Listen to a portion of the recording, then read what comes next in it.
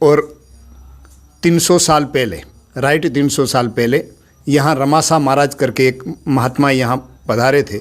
उसने इनका विस्तार और प्रचार किया ज़्यादा। उनके समय में ही गंगा जी प्रकट हुई यहाँ। गंगा जी में नहाने जाते थे हर पूर्णिमा को, अमावस्या को। जब शरीर बुजुर्ग हुआ तो उसने गंगा माँ को प्रार्थना किया कि माँ अब मेरा शरीर बूढ़ा हुआ है, मैं नहीं आ पाऊँगा। तो वहाँ आकाशवाणी हुई और गंगा जी ने कहा कि बेटा मैं तेरी सेवा से प्रसन्न हूँ, मैं तेरे पास आ जाऊँगी। और तो बोले माँ मेरे को कैसे पता चलेगा? उस दिनों में बहुत सारे झरने बहते थे। तो माँ ने कहा तेरा लोटा और लंगूटी यहाँ छोड़ दे मेरे में, मैं वहाँ आके प्रकट होंगी। और ठीक गंगा दशहरा के दिन यहाँ जो झरना एक था उसमें लोटा और लंगूटी प्रकट हुई और उन्हीं को गंगा जी का रूप दिया गया। और यहाँ बड़ा मेला भरा जाता है गंगा दशहरे का दिन, लोग गंगा जी में स्नान करते हैं। यहाँ जो ओरछा में गणेश कुमारी माँ ने भगवान को अयोध्या से जब रामलला को लाई, उनको भी प्रेरणा यहीं से मिली है। लगभग 600 साल पुरानी बात है। तब यहाँ विजयदास महाराज जी रहते थे और वो गणेश कुमारी यहीं से 20 किलोमीटर दूर करहिया गांव है, वहाँ की बेटी थी। उनके माता पिता राजा थे, वो यहाँ आते थे महाराज जी के पास। विजयदास जी महाराज उनके गुरु रहा करते थे। और उनको जब रामलला की भक्ति दी माता पिता को, तो बच्ची ने भी हट किया गुरुजी से कि गुरुजी मेरे को भी कुछ दो। उनको मूर्ति दी थी राम भगवान की, तो इसको एक पपेट, कठपुतली क्या कहते हो आप लोग, कपड़े का बना के कुछ ऐसा बना के गुरुजी ने, विजयदास महाराज जी ने दे दिया था कि ये तेरा भगवान है, इनका नाम राम है, ये रामलला है। वो भक्ति आगे चल के प्रगाढ़ बनी और अयोध्या से वो रामलला को लाके ओरछा में स्थापित किया।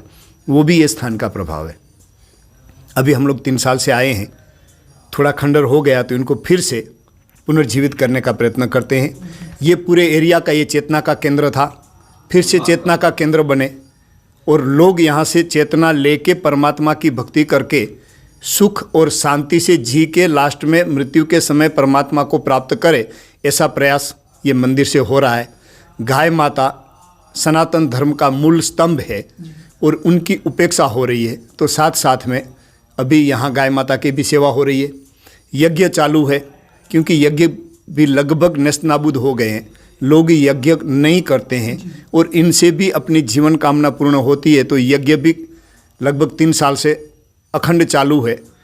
यहाँ रामायण का पाठ अखंड चालू है, राम जी को सुना रहे हैं। तो जो धर्म की मूल स्तंभ होने चाहिए वो सभी यहाँ प्रयत्न करते हैं कि वो सभी हो और यहाँ आने वाले लोगों को शांति और अध्यात्म प्राप्त हो, ऐसा यहाँ प्रयत्न हो रहा है।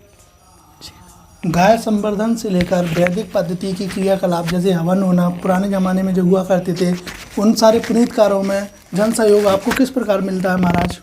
अभी तो यहाँ कम मिल रहा है। बाहर से जो भक्त है हमारे गुरुदेव के, वहाँ से जन सहयोग मिल रहा है। यहाँ भंडारा करते हैं तो लोग आ जाते हैं, बाकी कम आते हैं। धीरे धीरे धीरे चेतना जागृत हो रही है तो अब आना शुरू हुए। पहले ऐसे महात्मा यहाँ रहे तो जिनके चलते थोड़ा अभाव भी हुआ था। अब धीरे धीरे महात्माओं से भाव आते आते लोग आना जुड़ना शुरू हुए हैं। महाराज जी जन चेतना का कार्य भी पूरे क्षेत्र में यहाँ पर कर रहे हैं। महाराज जी इस स्थान पर किस परिस्थितियों में राजा नल का जन्म हुआ था? ऐसी किंवदंतियाँ लोक युक्तियाँ काफ़ी प्रचलित हैं इस क्षेत्र के बारे में। किन परिस्थितियों में राजा नल का यहाँ पर जन्म हुआ था? हाँ, तब यहाँ जंगल ही था खाली जी। और नल राजा की माँ का नाम मंजा था, पिता नरवर के राजा थे। मगर लोगों के कहने से उनके ऊपर एक आक्षेप आ गया था कि जो मंजा के पेट में बालक है वो राजा का नहीं है जी। तो ऐसी बातें कहीं से आई होगी, तो राजा ने बातें सुन के त्याग कर दिया था रानी जी का। तो महारानी को त्याग करके सेनापति को कह दिया कि इनको मार डालो। अब सेनापति जानता था कि माँ पवित्र है, तो उनको ले आके यहाँ संत के पास रख दिया और माँ को कहा कि माँ मैं आपको मारने के लिए आया था, मगर मैं जानता हूँ आप पवित्र है, राजा का ऐसा आदेश है, तो मेहरबानी करके आप वहाँ राजमहल में नहीं आना, यहीं अपनी ज़िंदगी पूरी करना, मैं आपको मार नहीं रहा हूँ। और एक हिरण की 2 आँखें निकाल के ले गए और राजा को दिखा दिया। कालक्रम में जब यहाँ नल राजा का जन्म हुआ तब वहाँ अपने आप तोप फूट गई नरवर के किले पे। एक वो तोप फूटी तो सुकनियों को बुलाया गया, राजा ने बुलाया कि ये अचानक ये तोप कैसे फूट गई। तो सुकन देखने वालों ने देख के कहा कि कहीं राजकुमार का जन्म हुआ है। राजा कह रहा मैं लंपट हूँ नहीं, रानी को मार दिया गया है, तो ऐसे कैसे हो? तो फिर से देखो। फिर देखा गया, जवाब में वही आया कि कहीं राजकुमार का जन्म हुआ है जी। तो सेनापति की तरफ राजा ने देखा और सेनापति ने कहा कि जी महाराज, रानी साहिबा जिंदा है। तो फिर यहाँ से ले गया वहाँ, और वही महापराक्रमी राजा नल हुए जो यहाँ जन्म हुआ था।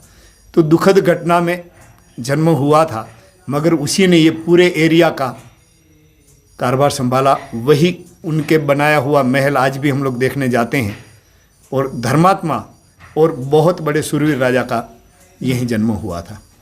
मगर ये जन्म स्थान है, उनसे पहले से यहाँ मंदिर और संत तो थे ही जी। तो ये तपस्थली रही है, संतों की तपस्थली थी। और माँ जब यहाँ रही, संतों के सानिध्य में संतों की सेवा करी, तभी पराक्रमी राजा वो गर्भ में आया। जैसे राजा प्रहलाद दैत्य वंश में थे, मगर माँ कयाधु नारद मुनि के आश्रम में रही। इनके चलते उनके गर्भ में एक तेजस्वी और एक भक्त बालक, जिनको आज भक्त के श्रेणी में लेना पड़े, दैत्य वंश के दानव वंश के होने के बावजूद भी भक्त प्रहलाद हम कहते हैं। इनका वजह ये था कि संत के आश्रम में उनकी माँ रही थी। देख लो पूरे इतिहास में जहाँ जहाँ संतों का सानिध्य मिला है, वहाँ दिव्य बालक का जन्म हुआ है जी। ऐसा ही यहाँ एक घटना और घटी, जो नल राजा का जन्म हुआ जी। संत समागम हरि कथा कलयुग में बड़े भाग्य से मिलते हैं, और ऐसे महान संतों को हम कोटि कोटि वंदन करते हैं। महाराज जी, अपने आशीष वचनों से यहाँ के क्षेत्रीय जनता के बारे में, जो आप गौशाला का संचालन कर रहे हैं, गौशाला में अभी हम देख कर आए थे, गौशाला में जो क्षेत्र की ओर से अंकल ने बताया कि क्षेत्र की ओर से कुछ मतलब कि किंचित मात्र ही सहयोग मिलता आया है, मतलब पूर्णतः उन पर ध्यान नहीं दे पाते। तो आप उनके लिए क्या संदेश और अपने आशीष वचनों से क्या उपदेश उनके लिए आप देना चाहोगे? हमारा जो मूल उद्देश्य था यहाँ गौशाला खोलने का, यही था कि हर घर में युवान तो घर में सोते थे और बुजुर्ग बूढ़े लोग खेत में चौकी करते थे रात्रि को, गायें फसल ना खा जाए इनके लिए। जब वो सीन देखा तो मन में ऐसा भाव आया कि यहाँ गौशाला खोली जाए तो ये बुजुर्ग लोग भगवान का भजन कर पाए। युवान लोग तो घर में सोते थे, तो उसमें मन में ऐसा भाव था कि सरकार भी कुछ देती है, गाय के पीछे 15 रुपया देती है, हमारे भक्त लोगों की तरफ से भी कुछ आता है, और थोड़ा चारा है, भूस है, ऐसा यहाँ की जनता दे देगी तो जितनी गाय घूमने वाली है वो सभी गायों की यहाँ रक्षा हो जाएगी, हम लोग ध्यान रखेंगे। और सनातन धर्म का मूल स्तंभ है, हमारे लिए तो साधना है गाय गौ सेवा।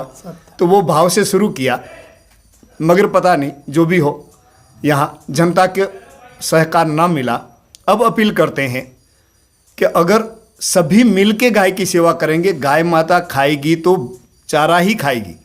अगर उनको पकने के बाद भूस पहुंचाएंगे तो आपके खेत में नहीं खाएगी, वरना कच्चा फसल खाएगी, नुकसान आएगा, आपको रात को जगना पड़ेगा।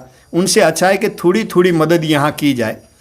ये तो गौशाला के लिए मैसेज हुआ, मगर मूल मैसेज तो ये है कि मूल परम सत्ता को स्वीकार करके जो भी हम कर्म कर रहे हैं वो कर्म को परमात्मा के आशीर्वाद से हो रहा है, ऐसे भाव से करने के बाद, कर्म पूरा होने के बाद परमात्मा को सुप्रीत करना है, समर्पित करना है। ये भाव से अगर कोई करेगा तो उसके जीवन में शांति मिलेगी, उनके बच्चे उनकी परछाई बन के जिएंगे। अभी हम देख रहे हैं कई घरों में बच्चे का अलग रोटी पकता है और माता पिता का अलग रोटी पकता है, देख के दुख लगता है। इसका कारण गाय माता ही है। पहले गाय माता को घर से खदेड़ा गया, अब माता पिता खदेड़े जा रहे हैं। दिन प्रतिदिन धर्म का स्तंभ टूटता जा रहा है। माता पिता का आशीर्वाद चाहिए जो नहीं मिल रहा है। तो हम सभी जनता को अपील करते हैं आपके चैनल के माध्यम से कि सबसे पहले माता पिता की सेवा पूजा करें, इनके बाद गाय माता की भी सेवा पूजा करें। ये आशीर्वाद देने के साधन है।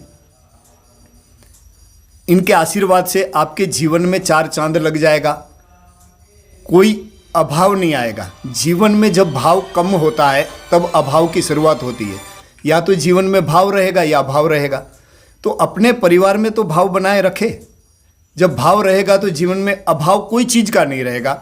यही संदेश है, यही उपदेश है, यही ज्ञान है हमारी तरफ से यहाँ की जनता को। काफ़ी सुंदर संदेश महाराज जी ने दिया है यहाँ के बारे में, और यहाँ के ग्रामीण क्षेत्रों से जो लोग जुड़े हुए हैं वो यहाँ पर सहयोग दें।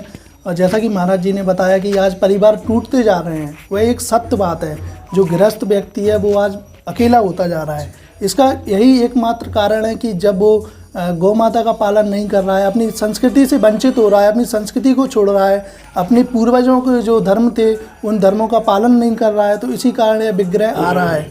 महाराज जी काफ़ी सुंदर उपदेश दिए हैं महाराज जी ने। ये थे महाराज जी के दर्शन आप सभी लोग करें। महाराज जी से निवेदन है कि क्षेत्र के सभी व्यक्तियों को अपना शुभाशीष, अपना दर्शन और अपना आशीर्वाद प्रदान करें।